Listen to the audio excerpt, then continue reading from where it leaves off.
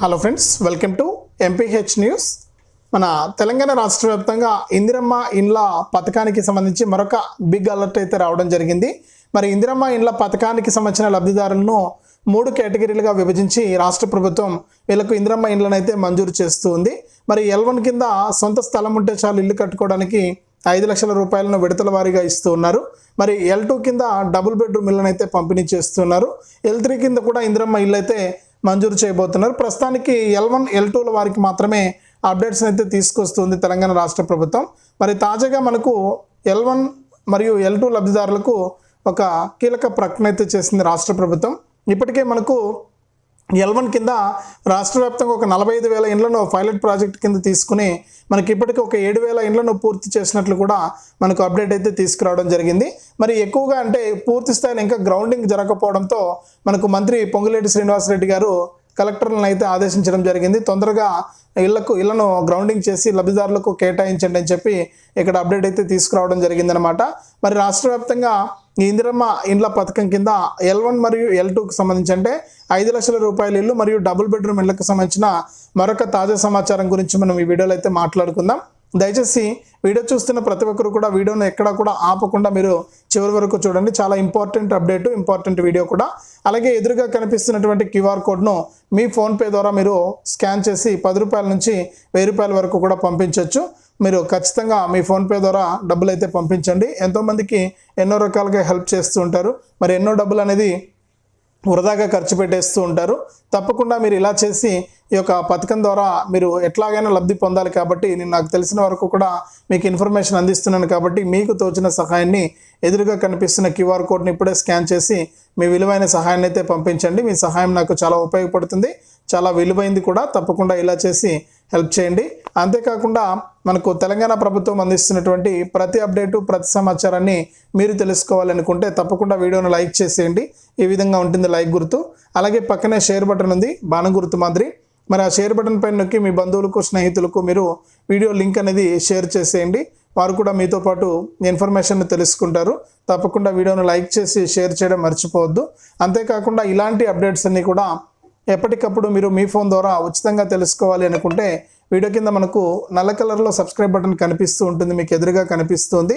తప్పకుండా మీరు సబ్స్క్రైబ్ చేసుకుని చూడాలి. ఎందుకంటే మనకు తెలంగాణలో ఇందిరమ్మ ఇండ్లనే కాదు, డబుల్ బెడ్రూమ్ ఇళ్ళనే కాదు, రైతులకు సంబంధించి కానీ, విద్యార్థులకు సంబంధించి కానీ ఎవరికి సంబంధించిన అప్డేట్ అయినా కూడా మీరు తెలుసుకోవాలంటే తప్పనిసరిగా మీకు ఇక్కడ ఇది చాలా ఇంపార్టెంట్ అప్డేట్ అనమాట.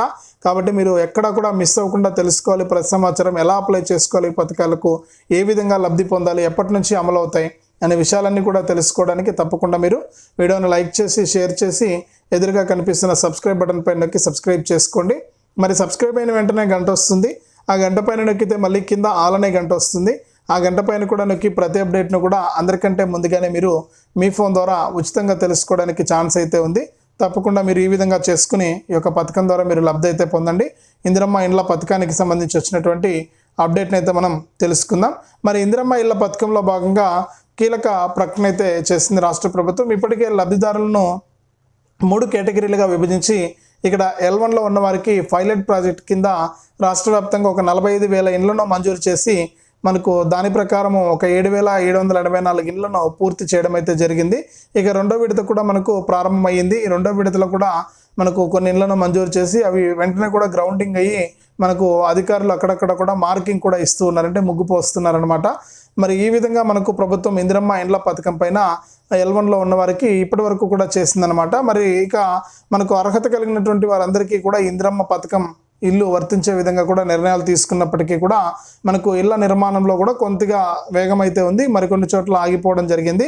మరి ఇప్పటికే మనకు రెండో విడత ఎంపికలు కూడా ప్రారంభం చేసినటువంటి తెలంగాణ ప్రభుత్వం L1లో ఉన్న వారందరికీ కూడా ఇక్కడ కొన్ని కీలక ప్రకటనలు అయితే చేసింది. మరి రాష్ట్ర వ్యాప్తంగా అంతా బాగానే ఉన్నా కూడా ఇక్కడ GHMC పరిధిలో మాత్రమే మందకొడిగా ఉందన్నమాట. GHMC పరిధిలో కేవలం దరఖాస్తుదారుల సర్వే మాత్రమే పూర్తయింది. దీని ప్రకారం నగరంలో ఇల్లు లేకుండా కేవలం ఇంటి స్థలం కలిగిన వారు ఒక 18,000 మంది ఉన్నారని చెప్పి ప్రభుత్వం అయితే గుర్తించడం జరిగిందనమాట.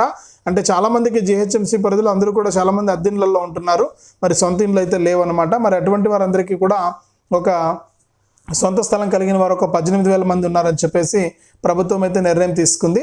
మరి వీళ్ళందరికీ కూడా మనకు ఈ యొక్క L1 కింద ఇండ్లను అయితే కేటాయిస్తారు.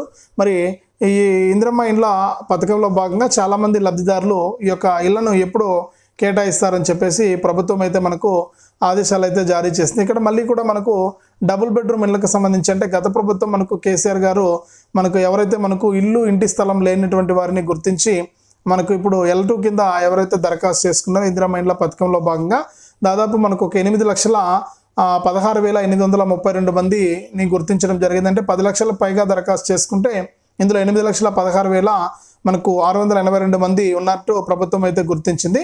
ఇక గత ప్రభుత్వం వీళ్ళందరికీ కూడా అంటే ఈ ఇల్లు స్థలం లేనివారు ఇల్లు లేని వారందరికీ కూడా 2 పడకల గదుల ఇల్లు అంటే 2 పడక గదుల ఇల్లు అంటే డబుల్ బెడ్రూమ్ ఇల్లు అయితే మనకు కేటాయించాలని దరఖాస్తు పెట్టుకున్న వాళ్ళు అప్పట్లో కూడా 80% మంది పేదలే ఉన్నారనమాట. మరి ఇప్పుడు మనకు ప్రభుత్వం ఇంటింటికి కూడా సర్వేకి వెళ్ళినప్పుడు ఇంట్లో లేకపోవడం, ఇందిరమ్మ పథకం వద్దని విముఖత చూపినటువంటి దరఖాస్తులను అయితే నిలిపివేశారు.